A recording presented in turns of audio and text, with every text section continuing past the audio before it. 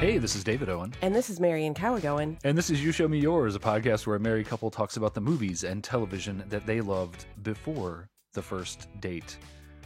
And this time I was made to watch more television, Little House on the Prairie pilot.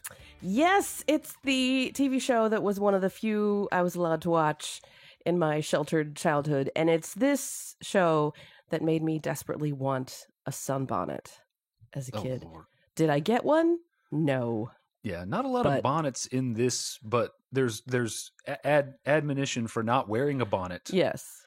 But not a lot of bonnets. These were the days when a suntan was the worst possible thing. It'll make your skin all leathery. Yeah, Put exactly. Yeah, and your hair leathery, I think she said. I was like, how does that exactly work? Yeah. But yeah, we're going to get into that at some point. But yes, we watched the pilot to the series Little House on the Prairie, which is not the first episode of the series. Well, yeah, it's kind of weird. And if you go, we found it on Prime Video. Both this and the first episode are listed as season 1, episode 1. Yeah. So I don't, but we actually found it on Peacock, but don't do that. That makes me uncomfy. Just before we get started, we are both sick. Yeah. Sorry. So if we sound different, that's fine. We're going to try not to cough or sniff right into the mics, but it might happen. So just, take it down a notch. We apologize in advance. Yes. Yeah. But yeah, so this is the pilot episode to the TV series that was based on books, that was based on Laura Ingalls Wilder's actual life. And I say based on because it is a little bit fictionalized, which we will also talk about. But despite the whole series being called Little House on the Prairie, this is the only part of it that is actually set on the prairie. If you've seen any of the TV show, you know that they're not exactly on the prairie. They're in Minnesota, in a town. Yeah, I was very confused. Yes. So I don't honestly remember if I have seen this part of the pilot. There was a period when I was a kid when it was just, we wanted to watch TV. Is Little House on? Okay, watch whatever episode they're airing. And so I didn't see it first run because this came out in 1974 before I was born. So I don't remember if I have seen this exact episode, but I've seen most of the episodes at some point. This aired in March of 1974, and then the series started in September of 1974. So I think that the series must have been in progress. They had plans to come out with a series after the movie. It wasn't just, well, we'll see what the reception is. So I'm curious why they called it Little House on the Prairie when their goal was to be not Little House on the Prairie. But anyway, they didn't ask me. But it's truth in advertising, right? They live in a little house on a prairie. They do for this. Right, that's what I'm saying.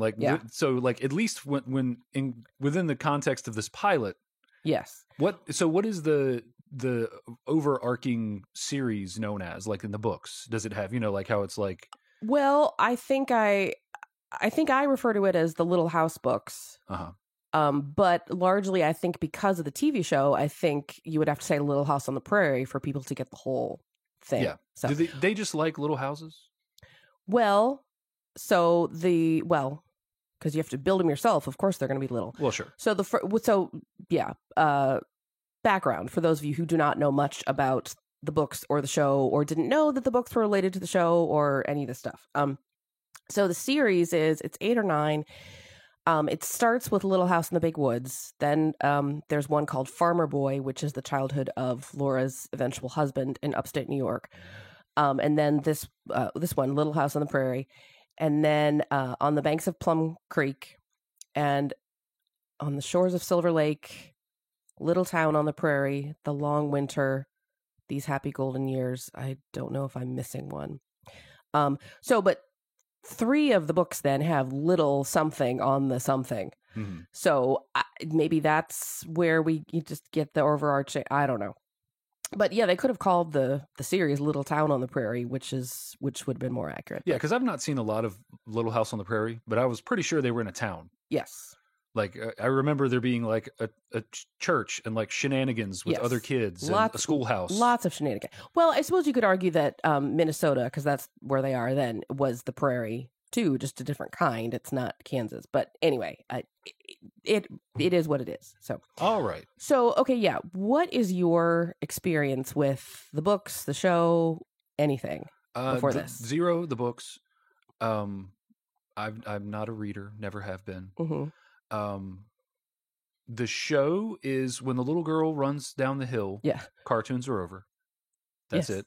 At least where I she does live. the airplane. Yeah, you got two things. You got depending on what channel you're on, either Little House on the Prairie starts, that means cartoons are over, or Soul Train starts, that means cartoons are over, or wrestling starts, that means cartoons are over. So Saturday morning, between 11 and 1, some, Soul Train came on, let me turn over to ABC and I'll watch Bucky O'Hare for half an hour before, here comes the girl running down the hill, let me turn over to so yeah, that's pretty much it. And then I've seen it off and on, bits and pieces of episodes. I mean, there weren't a lot of options for television when I was a kid, but you never got that desperate. No, so I'm saying, like, occasionally I would watch 10 minutes of Little House on the Prairie, and I would be like, this is for girls, and I would go do boy stuff like eat worms or play with firecrackers or something. I think unfortunately this does fall into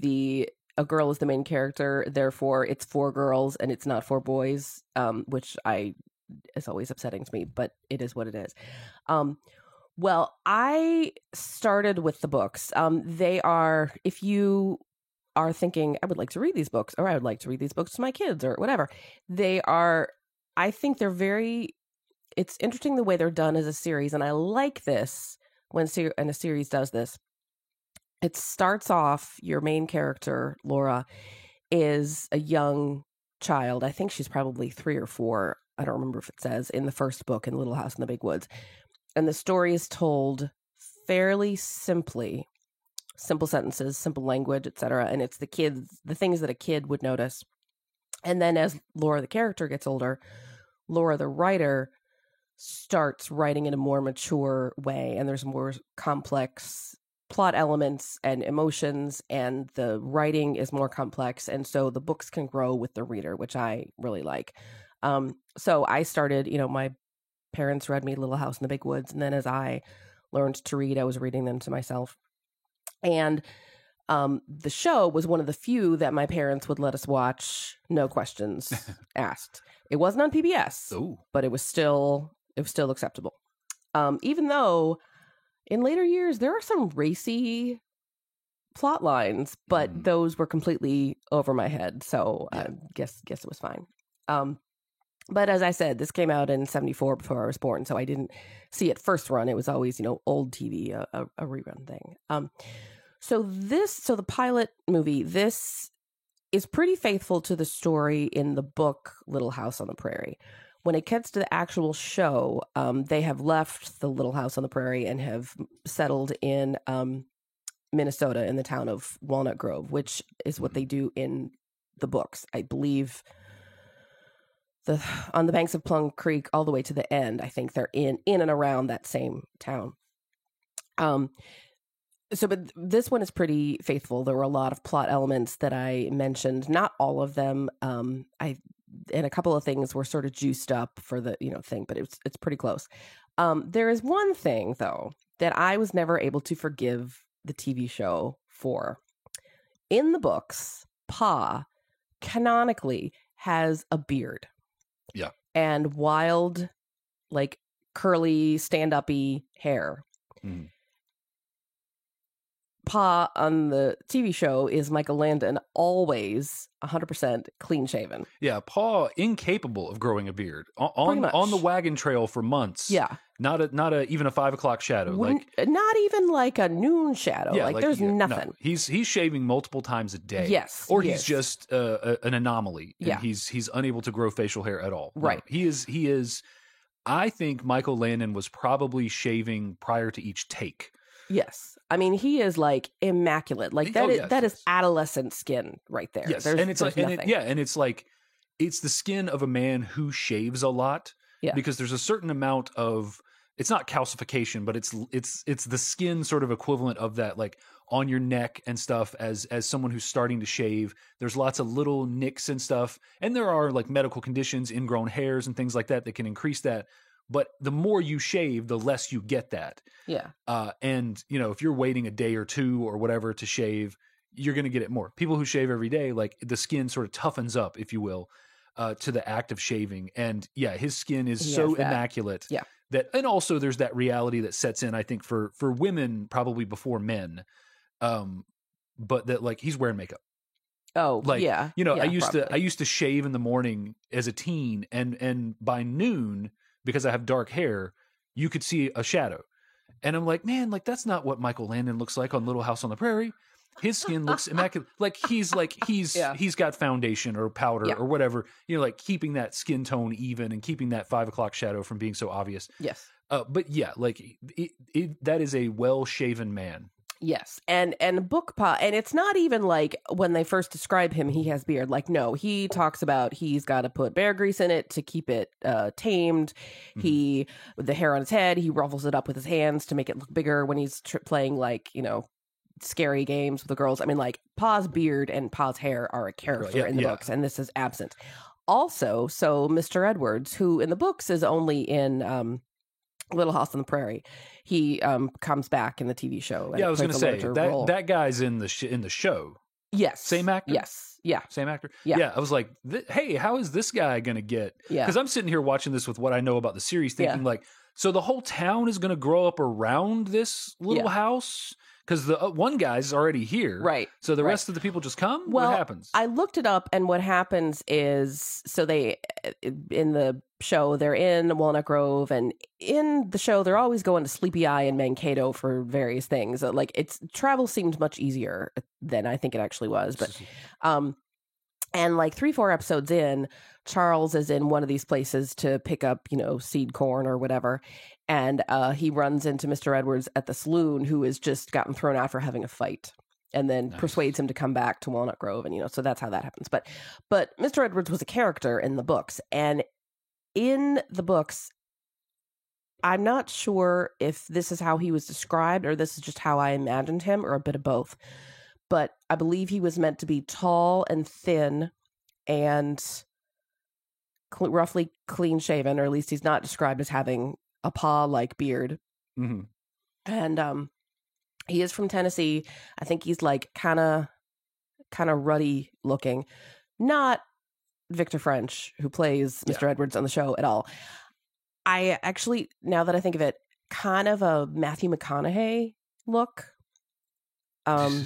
Like just, I mean, the TV Mr. Edwards has a big old belly and like just looks like someone who, I don't know, does not look like someone who has been living by his wits in a little shanty out on the prairie. In the books, Mr. Edwards was like what you would imagine someone looks like who has lived on rabbits and has to hunt his own food for a long time. But so I was never, even as a little kid, I was like, this isn't right. They switched them. They should have had them playing different characters. So I was never quite able to forgive the show for that. But if you've watched the show and read the books, you know that the farther they get from the pilot, the less and less like the books the show is. I mean, like, stuff happens that absolutely did not happen in the books. So well, you stretch the material a lot. Yeah, like, before we move off of Victor French, I mean, we can come back to it, but yeah, like I've seen interviews with him, and of course he goes on to be the friend of the angel. Yeah. So him and Michael Landon in Highway to Heaven. In Highway to Heaven, which I've never seen, but it's have you seen Quantum Leap? Is it that? Yeah, but make him an angel, make Sam an angel. Yeah, pretty much like pops in, helps some people, pops out. Yeah. Hitching back up the highway. It was. I remember seeing an interview with French where he was like, this was his opportunity to play like a good guy kind of thing. Like he was always like, he wasn't that he was always a bad guy, but he was in a lot of Westerns and police procedurals. And like, that was just what he was known for. He's one of those one episode kings. Yeah. Like you look at his IMDb and it's like, Perry Mason, 1 episode, Chips, 1 episode, and he played Delbert McGillicuddy or something, something like that. He's one of those guys. It's just like, hey, he's guest starring on everything. And yeah, he was saying this was his chance to kind of settle down with a series and grow out his beard, because I think in a lot of that stuff he's clean shaven, and kind of be rough, play sort of against type as this jolly, rough old man kind of thing. And it was interesting to because unrelated to this, I saw an interview with him like a month or two ago. And so it was interesting to hear him talking about how this was kind of a change for him, and it ends up being the only thing anybody remembers him for, because nobody remembers him for one episode of Chips in 1980. Right. Oh, that's interesting. Well, yeah, rough, and he definitely is. I think it's sort of a theme throughout the whole series that he is just his behavior horrifies Ma and the girls. I still remember there's an episode where Charles and Caroline go somewhere and Mr. Edwards has to babysit, which is the most sitcom-y plot. I mean, like, this is not, it's an hour long, but it's not really a drama. It's very sitcom-y. And he doesn't wash the dishes. He just has the dog lick them off. And he's like Uncle Jesse had to babysit or something. Yeah. Or like Uncle Buck kind of, or like, so yeah, that's a running thing, even though he gets married twice, I think. Jeez. But the women, pioneer women, are supposed to civilize their men. They did not. Either they tried and failed, or they just didn't try. He's untamable. Mr. Edwards is untamable. Yes. Like his wild beard. Yes. But see, this is why I say it, like, he should have played Pa and the other way around. But there is I get a lot of information about various TV shows on a couple of different discussion forums. The one that's active right now is called previously.tv, I think, but it went back to Mighty Big TV and Television Without Pity, and those, if anybody is familiar with those. Mm-hmm. There was a long thread that discussed Little House on the Prairie, because it's, you grew up with it, and then as you get older, you still watch it and you see different things, and it's just fun to sort of snark on it. There was a lot of snark that implied that Michael Landon kind of thought a lot of himself, and made himself and Charles the hero of everything. And not so much in this, because like I said, this pilot, this version is pretty faithful to the book. But in the series, you see a lot of nobody knows what to do, and then Charles steps in and saves the day. Nobody can talk sense into this drunk man, but Charles steps in and does it. And, so like, I don't think that Michael Landon would have let anyone else play Charles but him. But who knows? Yeah. Probably there's an oral history out there that explains all this. I buy that. Yeah. So, but so like, as someone who's read all the books multiple times, it was kind of neat in this to see little Easter eggs that refer to the books that are not really brought out as elements of the plot, but just if you know it, they're there. Like the part when they move out to the prairie in Kansas, and I mean, there's absolutely nothing, and they just sort of pick a place, and they're like, okay, here's where our house is going to be. It's got the hill, it's got water, it's got, blah, blah, blah, blah, blah. And they have to live in the wagon until they can build a house. And then they do, but they also have to build a fireplace and various other things. And when everything is done, they can finally, unpack a little bit more. And Ma has this little China shepherdess statue, which she's been keeping wrapped up carefully the whole time. And once that's unwrapped and put on the mantelpiece, then it's finally like, okay, now we're really unpacked. Mm-hmm. That figures frequently in the books, because I imagine Laura as a kid was so fascinated by it. I mean, imagine, you're living out in the middle of nowhere and everything you had to make yourself except for this beautiful thing that probably came from New York or Boston or Philadelphia and is very expensive and precious and old. And, as you're a little kid, you can't touch it. You want to. So like it figured large in real life Laura's memories. So it shows up in the books also. And they have a nice shot. They don't make anything of it, but they have a nice shot where they show Caroline taking it out of the box and putting it on the mantle and kind of like, okay, now we really live here. Yeah. And in the mantle, underneath that, Charles has carved out their initials, both CI neatly, and the year that he built it, which always made me, and I think that comes from the books too, and that always made me think of, if someone else comes and finds this, what do they think of Yeah. who are these people who, blah, blah, blah. And at the beginning, it shows them leaving their house in Wisconsin, and it name checks Charles and Caroline's siblings who were there, and they figure large in Little House in the Big Woods. And it's a night for fans of the books. There's a lot of touches here to show that they really use the source material well, which I like. And most of the plot elements from the book are here. There's a couple that really aren't. At some point, Ma is helping Pa build the house, and she slips and sprains her ankle, and it's really like a bad sprain, and it really made you realize there's no doctor, there's nothing. Oh yeah. Like if something had happened, I mean, like, you broke your ankle as a teen. Like if that had happened, you would just be limping for the rest of your life. Oh yeah. Like you would have done the best to splint it up. But it almost certainly wouldn't have healed naturally. And that's all and at one point they get watermelon that are growing down by the river, he said, which never really made sense to me because I don't know how watermelons grow. So that I've never seen a wild watermelon grow. Yeah. And they eat it, and then they all get malaria, and Ma is convinced that it was the watermelon that gave them malaria, which is now we know is like, that's not what happens.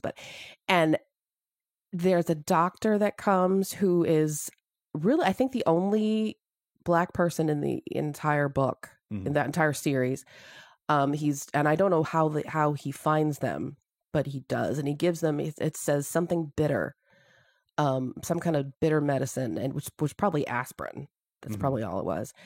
And so there's a lot of that. You can tell that I've read this book many, many times, and it sticks in my memory. And not all the stuff is there, but the stuff about losing Jack, Mr. Edwards crossing the river with the Christmas stuff, all the Indians, all that stuff is from the book. So we've talked about some books that are made into movies where they change the plot, and it really pisses me off. And this does not do that, which is nice. Yeah. So I think it's always nice when they adapt the source material as faithfully as is reasonable. Like sometimes it's just not. You can't put something on the screen, but it is nice. Yeah. Speaking of losing Jack, I mean, now I knew this was coming, but they make this poor dog, and this is, I don't know what it's some sort of a mutt, but it's like a floppy little, not a big dog. Yeah, it's like a I don't even know, like a bigger than kind of, it's like a kind of like a Benji but bigger. Yeah. Like it's some kind of I don't even know what kind of dog that is. Yeah. Schnauzery. I don't even know. Like I can't even. Not it's a little bit of terrier, a little bit of something else. Not a husky, not a dog that is meant to walk long distances. They make him walk behind the wagon. Oh yeah. And they are crossing a swollen river, and we were making Oregon Trail jokes, like, you got to caulk it, you got to find an Indian guide, blah, blah, blah. You're never going to get across that. Yeah. It didn't matter in Oregon Trail if the river, it'd say, the river appears to be about 2 feet deep. Oh, ford that shit. Nope. You lost 2 yoke of oxen. You have died. Shit. You have died of dysentery. It was always somehow on the boat flooded and you died of dysentery. Or the wagon flooded. Always. You always lost something if you forded the river. Yeah, just never ford the river. No. But so they don't put the dog in the wagon, and they make him swim across, and then they're surprised when he is swept away by the waters. By the current. I was like, and so then they're like, oh well, the dog's gone. That's too bad. And then the dog finds his way back to them because we don't deserve dogs, and he doesn't appear to hold a grudge. And then we see them leaving the next day. They're still making the dog walk by. Dog still has to walk. Stop. And Pa has been like, oh man, we're really going to need a watchdog. So. That's a resource. Yes. Protect that shit. Come on. A frontier dog was valuable. Yeah. Yeah. This is maybe as good a time as any to insert this. My observation, because losing the dog kind of relates to this. My biggest observation about this pilot is that this may be this clocked in at an hour 37 according to the timer. Yeah. This may be the tightest packed set of lessons learned and character growth. It is just one after the other. Yeah. Of, Pa is too stern and learns that he should be softer. Ma is too doubting and learns that she should be more trusting. Ma judges Mr. Edwards and because of his harshness and realizes that he is a good and true friend.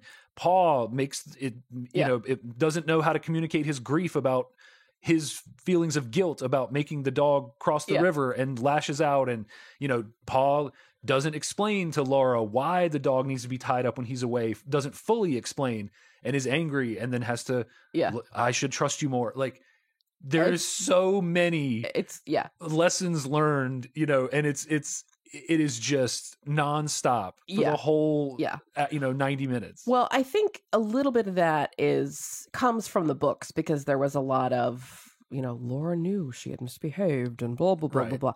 But I think also that, so I listened to a podcast episode a while ago about after school specials, which I think were big at the time, or they were getting to be. And there was this element, 70s, early 80s. Yeah, there was this opinion that TV needed to have a moral, or teach you something, and that's why they're all, and so I think there was probably a little bit of that. I think about this time there was this feeling that TV was this sort of wasteland of useless. It was going to turn you into a zombie. Yeah, well, look at the rest of Victor French's resume, which is just a dozen different cop procedurals that were all on at the same time, showing the worst of crime and all this stuff, and westerns, and I could see the sentiment that brain candy type stuff. This is not bringing any value. What do we?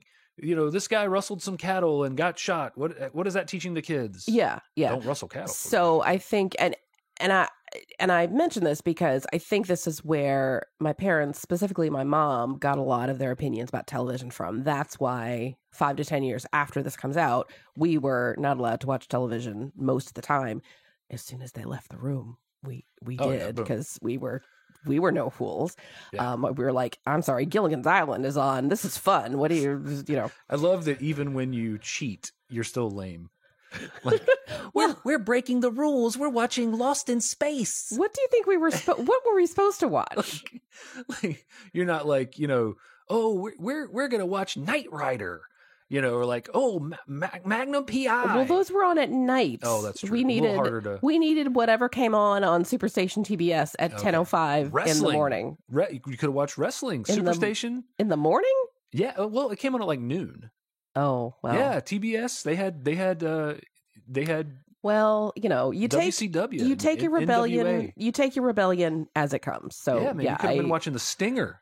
I did not. What did I watch? Ric Flair. Gilligan's Island, Bewitched, The Brady Bunch. Like Nick at Night, basically. Yeah, pretty much. You could have been taking a ride on Space Mountain, man. You didn't even know. Yeah. Anyway. But yeah, I think that viewpoint of, television is trash and it will rot your brain and it has no morals and, whatever, that viewpoint was prevalent.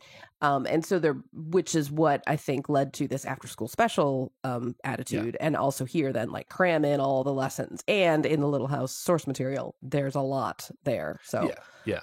That makes it. It was just, after a while I was like, I get it. Yeah. These people are, learning a lot all the time. Well, you see what I mean when I say it's sitcom-y, right? Like, it's all wrapped up very neatly. Oh, yeah. And and in the long run of the series, there's a lot of characters who show up, and everybody acts as if they've known them the entire time, but we've never seen them. And then once their storyline is resolved, you'll never see them again. Yeah, there's like neighbors that just show up, like, oh, they live 2 houses, 2 farms down, or whatever. Oh, they've been here for 20 years. We've never seen them. Yeah. To the point like, when we had several shots of the whole town at church, and these people have never appeared before. Never been there. To the point when they had the same actor play multiple characters. Oh yeah, like Melora Hardin, Jan from The Office, plays a couple different people at various points. Nice. But so yeah, it's a very sitcom-y 1 hour. A very Star Trek-y sort of thing. But like they at least have they'll bring an actor back multiple times, but they at least make him up as a different alien. Yeah. The same guy plays 4 different characters, but they're all some kind of alien. Yeah. This is not that. They just like put a different hat on him in Little House on the Prairie. Yeah. Grow a mustache. Right. You could have put suspenders on and a derby, and totally different person. We have to talk about the issue of how the series, and to a lesser extent the show, but definitely the pilot, talk about Native Americans. Because so the series used to be classics, must read for kids, and as the sort of the genre of children's literature evolved and there became more additions to it, but also as our thinking about Native Americans has evolved, they have become less popular. And I know a lot of parents my age who just don't read these to their kids at all because Ma has a very period appropriate, but to us, awful view of the Indians. Sure. I read these to our kid. The first couple, I don't remember when we stopped, but because he was becoming less interested. And I inserted a lot of commentary like, oh, well, why do you think Ma says? So she has a line, which I think is often quoted as like, this is so awful. The only good Indian is a dead Indian. Sure. And I would read that and say, oh my gosh, why do you think Ma thinks that? She must be really scared. She must not have known, blah, blah, blah, blah, blah. And I don't know if that was the right thing to do. Have I set him on a path to be biased? I don't know. But it's worth noting. So the books were heavily influenced by the real life Laura's daughter, Rose, who was also a writer. And she was kind of the go-between between Laura and the publisher. And there is a lot of debate over how much of the books Rose wrote. What we do know is that Rose had a strong libertarian streak and believed, I think, in the concept of manifest destiny, which was basically like, this whole country was intended for white people. Right, Indians are just a nuisance. We got to get rid of them. Which leads to things like, oh, well, of course we have a right to be here. Of course the Indians need to leave us alone. Of course the Indians are uncivilized, da, da, da, da, da, da, da. I don't know.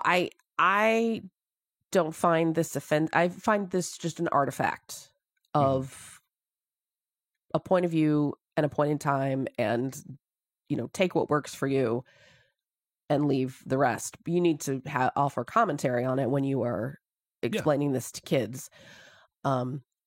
Just hiding history from kids doesn't make it not have happened. Yes. Like hiding historical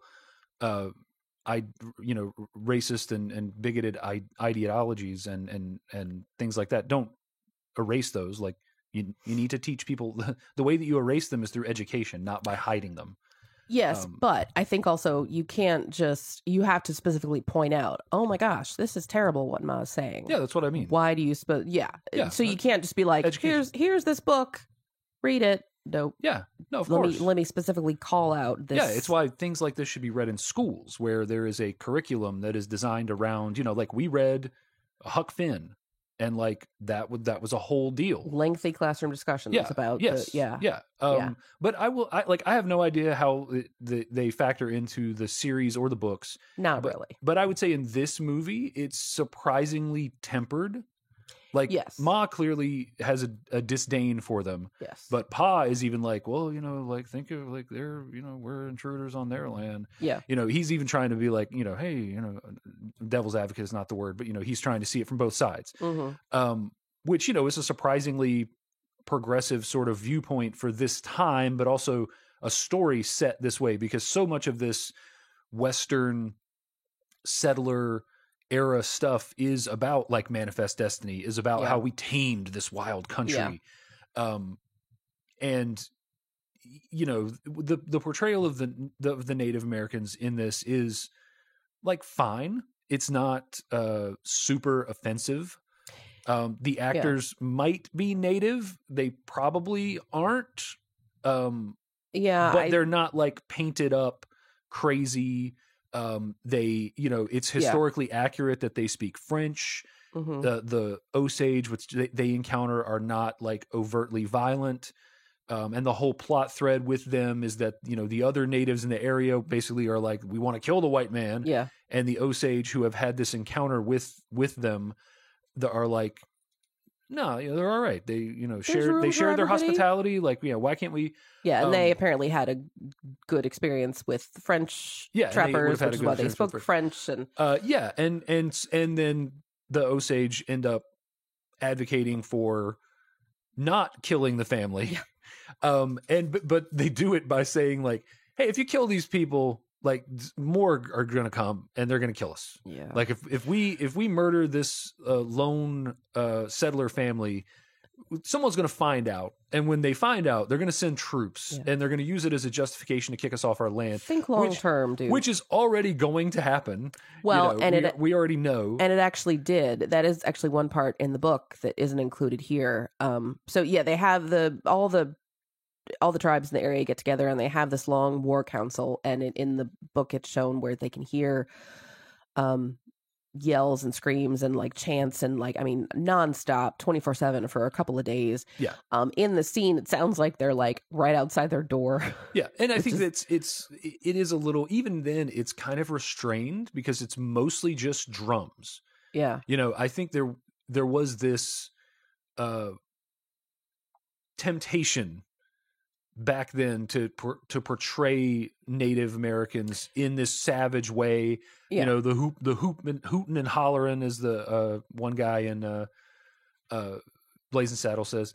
Like to play it up. Yeah. And they don't really do that.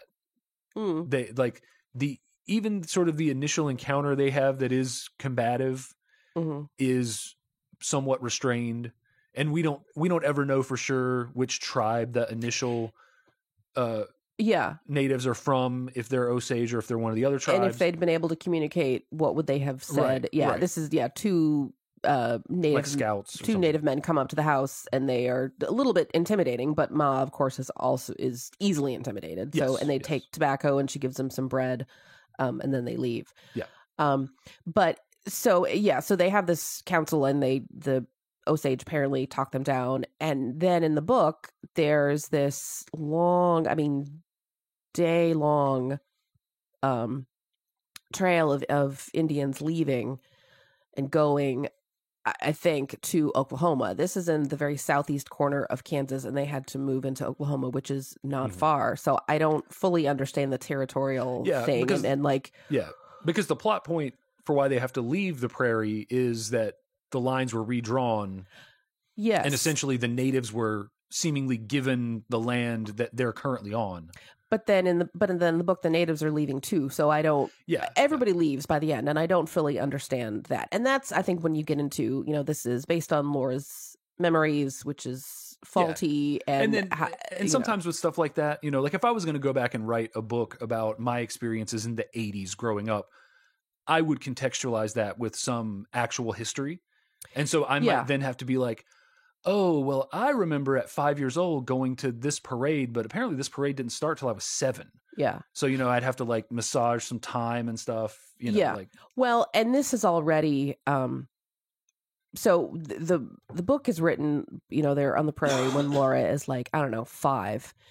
In reality, so they started, they were on the prairie when she was a baby, and then they went back to Wisconsin, and then they went back, and so like it's a neatened up so there's a lot of a telephone game of history. And apparently when she was writing this, she did do some research because she remembered the chief Soldat Duchesne who came to their house and talked to them, and so that part actually is from the books, and she did some research to find out who he was. Well, apparently there was an Osage chief named Soldat Duchesne, but he was like 60 years before. So it's unclear. Was she misremembering? Did she mishear? Put two names together, was this was his grandson, so like, don't take any of this as exact history. Yeah. Timelines get wonky. It's the same thing. Like if you go through the Bible and you try to align like, oh, they were going for this census. Well, that census didn't happen under that king. Oh, okay.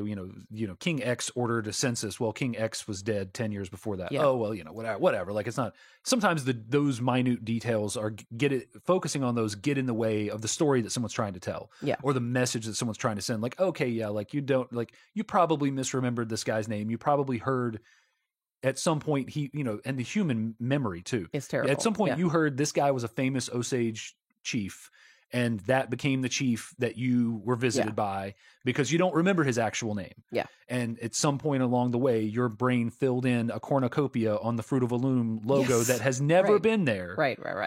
You didn't switch timelines. Yeah. It just never existed. You just thought it did. Yeah.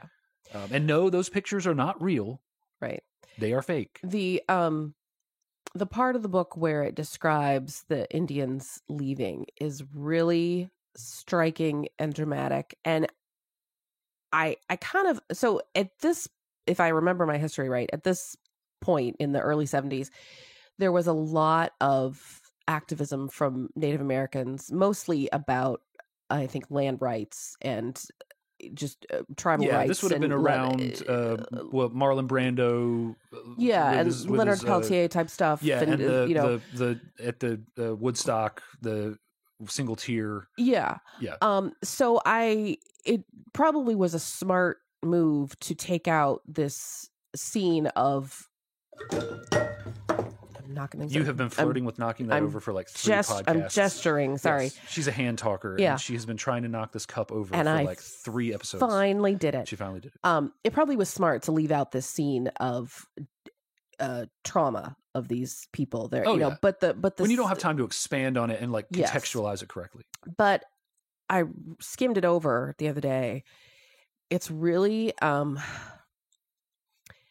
it describes how they just kept going straight and they were all in a line and they had their eyes forward and they didn't look to the side or back or react or anything. And Laura has been, they've been telling her since they left the big woods, you'll see a papoose, which I think is a word that you're not supposed to use now, but I'm just quoting, and she sees one, a baby in a little backboard on its mother's back. And she says, I want it. Pa, go get that for me.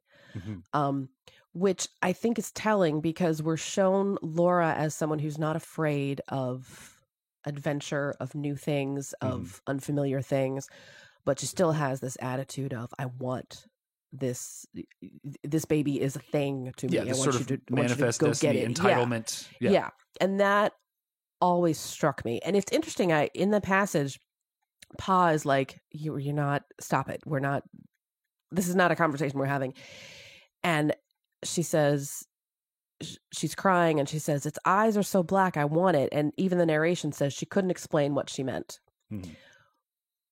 And, Laura is writing this 50, 60 years after the fact. So who knows what she actually felt. But I don't know. It's a very striking moment because I don't know what she was thinking. I don't know if adult Laura knew what little Laura was thinking, but I think it says a lot about what white pioneer kids might have thought about Indians, but it's also an interesting approach to writing about complicated feelings when you can't crystallize them. Yeah. But just saying she didn't know what she, so like no one really knows what she meant. Yeah. But we just have to figure it out on our own. It's an interesting piece of writing is all. But yeah, I think in retrospect it was probably wise not to not to keep that scene in there. Yeah. Thanks for stopping talking so my cough would be extra accentuated. Yes. Appreciate that. I tried. I do what I can. I do what I can for you. But Ma's attitude toward the Indians, and I keep going back, I'm saying Native Americans, Indians, I'm never clear on what's the best term, but Indians is what they say in this, which is why I keep defaulting to that. That plus she's harping on, wear your sunbonnet, mind your manners, don't hang out with Mr. Edwards, blah, blah, blah, blah. She's kind of a priss, and I'm not sure that I would have enjoyed having her as my mother. Now, obviously, this is a little kid's remembrance, and it's filtered, and et cetera, et cetera, et cetera. In the show, I think she is much kinder, and she has a sense of humor. And there's here we see some, and in the show we see a lot more signs that she and Charles really do love each other and have affection together. And their marriage seems to be a partnership, except for the fact that he yanks her away from her family and things multiple times. But I can't decide on if Ma is a good, kind person or if she's just kind of a prissy bitch. I don't know. Well, I mean, in fairness to Ma, like put yourself in her shoes, right? Oh yeah. She's in this position where she has limited agency in all of these decisions. And she probably feels like sort of the only like bulwark or whatever between the civilization and these girls just going feral. Yeah. You know, if it was just Pa, like he would let him go feral, basically. They'd hang out with Mr. Edwards all the time. Right, and be, right. Yeah. And he would have them out there, you know, doing stuff. Which, I mean, of course, they're going to contribute on a farm and stuff, but, you know, like doing unladylike things, possibly. Yeah. And I don't mean that in a bad way. I just mean, like, you know, he'd have them wearing pants. Kicking oh, dirt. no. Yeah, wearing pants and things like and not wearing sunbonnets. Yeah. Yeah, so I imagine she feels the stress of, she mentions it several times, like proper schooling, which she doesn't feel capable of doing past a certain point, and, you know, church, which was, you know, important back then. And it's funny, for as churchy as Landon is, the character he's playing is kind of just like, you know, like he just sort of, you know, they can get, they don't need a church, you know, like he's kind of got that, which I think is, you know, if you're really into the Bible, like Jesus ain't down for no churches either. Well, yeah, wherever 2 or 3 are gathered, right. That little house on the prairie is a church if you make it one. Like, well, and Landon himself, I believe, well, his mother was Jewish. I don't know if he was, but it's interesting that you describe him as churchy, because well, that was always my impression. Like he had this, you know, wholesome family image, and with the, you know, the angel stuff, which was like overtly Christian in nature. Yeah. I mean, that was always my impression of him, that he was.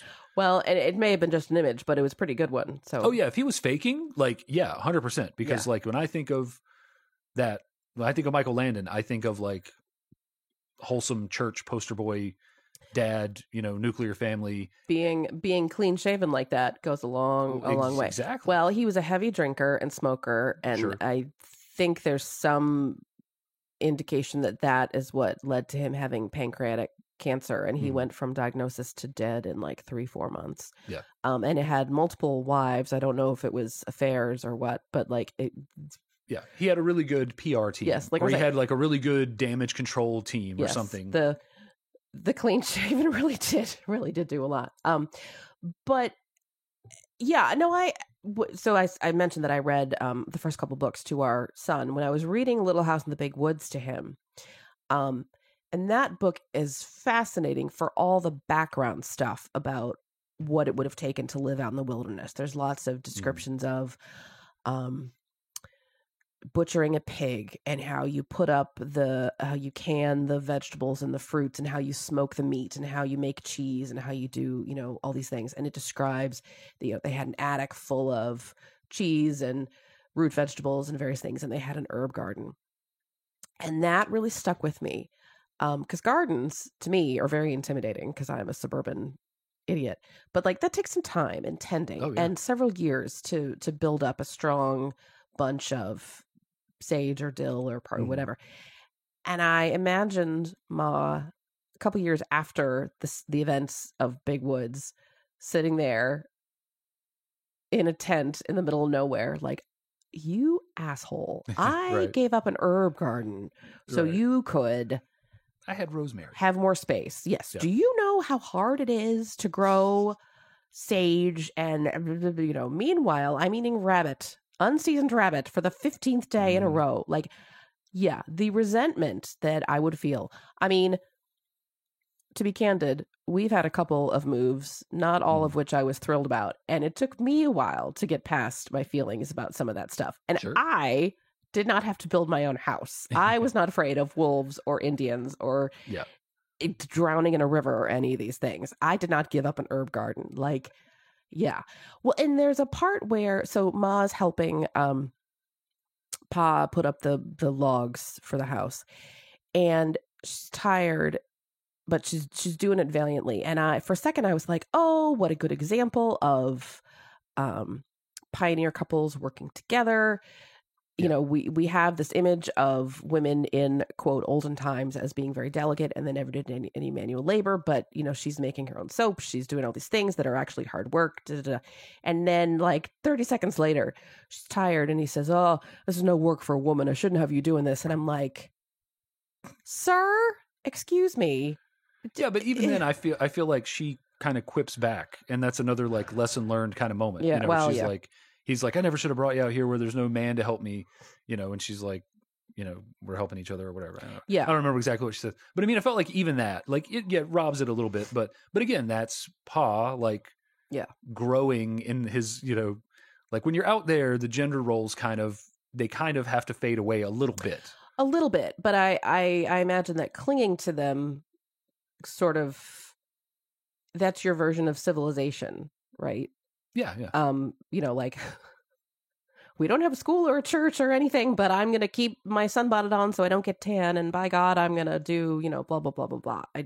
Yeah. And I imagine that's part of also, it's the 70s. We've got a little bit of, quote, women's lib, but not that much. Yeah, so we're going to have this line and then not, and, we got to make sure to show that she's not as capable as him. Yeah. That she's the one that drops the plank. It can't be him. Yeah. Well, so Laura is shown, she's smart, she's headstrong, she's curious, she's brave, she doesn't put up with bullies or anything. And as a kid, I wouldn't have phrased it at the time, but she always seemed like a feminist kid, by which I mean was not very worried about being delicate and feminine and prissy, and she didn't care if she got a tan or, whatever. Sure. But there are definitely points in the book, the series, that remind me she was of her time. Later in the series, she's about to get married, and she says to her husband-to-be, I know the vows say I will love, honor, and obey you. I'm not going to say I can obey you. Mm-hmm. And he says, are you a feminist like my sister? And she says, no, I don't want to vote or anything. I'm just not going to obey you. Don't get ahead of yourself. Yeah, let's not get crazy. And here's me reading this in 1987, thinking, what? Why does she not want to vote? Of course you would. Mm-hmm. So it's interesting, I think, to look at women and men too, taking a step outside from the gender roles of their time in a way that is. But like they fit within gender roles as we understand them, but for the time it was a step outside. Yeah, it's like when you hear people quip that Ronald Reagan would be a Democrat, versus today's Republican Party. Like if you brought things change. Like, and that's the nature of progress, right? Like what was a feminist idea in the 1800s looks absolutely regressive by today's standards. Like, she didn't want to obey her husband, but she didn't want to vote. Like, what the hell? Like, that's no progressive feminist statement. Yeah. Like, that's backwards. But, the goalposts change, the pendulum swings, etc. Pick your metaphor, but it is Ma is powerful, as we say in our house. She was able to do what she could do. Yeah, I think she's got a large amount of stress. Yes, that she can't necessarily, that isn't of her own making, and that she can't necessarily do anything to alleviate. Yeah, so she just has to deal with the stuff. Yeah. I hope she used some of that prairie space to just go walk half a mile from the house and just scream. Yeah. And cuss out Pa and get it out of her system. And then go back and be like, okay, we're all sleeping in one bedroom. Yeah. And I'm probably expected to submit to you whenever, and fun times. Right. Yeah, the two older girls share a bed. Pa and Ma share a bed. The little girl has her own bed.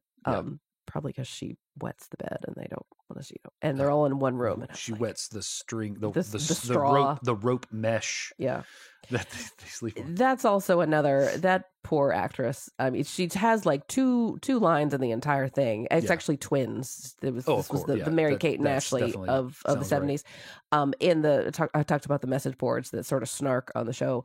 The theory there is that Carrie, the character, is not supposed to be very bright because all she does is she just sits there and has that goofy grin on her face, and then she's like, Santa, I want it. Can we have some growth here? At some point she's going to learn to talk better. But also that character's defining moment is just being left in the creek. The whole prairie's on fire, and they're like, just put your sister in the creek, and they just sit this poor kid in the creek, leave her and there, then just film her sobbing in the creek for 2 minutes. On the one hand, where else are they supposed to put her? Right, she's reasonably safe, but Can you imagine our kid at that age? He would have been running, either yeah. running to explore or running back to us, and not just sitting there. Like, Yeah. I don't know what else you're supposed to do. But Well, it was but just, also if we had been on the frontier, like I feel like he would have Well, had a that's true. level of discipline that we did not need to That's true. enforce on him. That's true. That's true. You know, when someone puts you down, don't move. Yeah. Because there might be a coyote that will get you, A snake, or a snake. Yeah. or who knows what. A bear. Last thing I wanted to mention, and this is way outside the purview of this particular pilot that we watched, but the very later seasons of this, which are just extremely different from the books. There's like so many characters that didn't really exist, but Laura's eventual husband has a niece named Jenny, played by Shannon Doherty. So wow. R.I.P. Shannon died of breast cancer, I don't know, a week or so before you're hearing this. So R.I.P. to a character that didn't really exist, but was fun anyway. So Yes. yeah. There were a lot of 70s people who got their start on Little House on the Prairie. Also Jason Bateman.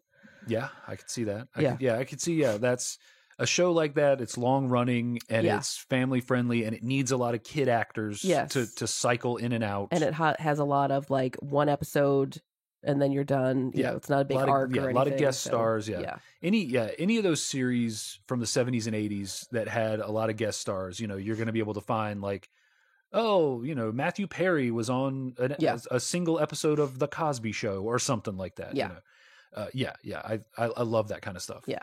So, well, I think that is our discussion of Little House on the Prairie, season 1, episode 1, number 1. Episode 0. Yeah. It's weird. If you look in the thing, it's listed as season 1, episode 1, and then the next one is also season 1, episode 1. But anyway. Yeah. So. Yeah. I think that's we said what we said. We talked about Little House on the Prairie. We sure did. 2 television shows. Now we don't have to ever talk about television shows again. We don't have to feel guilty about never talking about television shows. But we may talk about some more. But it's we've talked about this amongst ourselves. It's awkward figuring it out because, you know, you want to people need to get familiar with characters. The great thing about a movie is it's self-contained. They have to introduce their characters and resolve their storylines all in one. But at the same time, now that we've done the introduction to this or Star Trek: The Next Generation, that potentially opens us up to do more individial episodes. There are definitely some Little House episodes that are seared into my memory. So, same with or taught me some life lessons that turned out not to be true. Oh yeah, so, a lot of that. There's definitely things we can talk about, but folks, let us know what you think. Do you have similar memories of Little House, either this particular episode / movie, or the whole thing, or the books, or any of it? Do you like our approach to talking about TV shows? Would you like to hear more? Anything that's on your mind? Do you have a memory of Shannon Doherty? Anything, let us know. Yeah. You can reach us in a couple different ways. You can find us on email or on Facebook. Our handle is the same for both. It's YSMY Podcast, YSMY for You Show Me Yours. We're at gmail.com, or DM us on Facebook. Also on Facebook, you can find links to our latest episodes. We have new episodes every 2 weeks, every other Wednesday. So no matter when you're listening, 2 weeks from today, there'll be a new episode. Next time, Dave is hosting. And what are we watching next time, Dave? We're stepping away from television. We're going in a totally different direction, and we're going to go into a summer blockbuster since we're coming up on the end of summer. You know, here in the next month or so, but we're still in the thick of it. We're going to do a summer blockbuster. We're going to do Total Recall. Okay. Total Recall. I'm not sure I recall anything about it. All right. Great. Well, we will see you next time with Total Recall. In the meantime, this has been You Show Me Yours. Thanks for listening. Bye. Bye.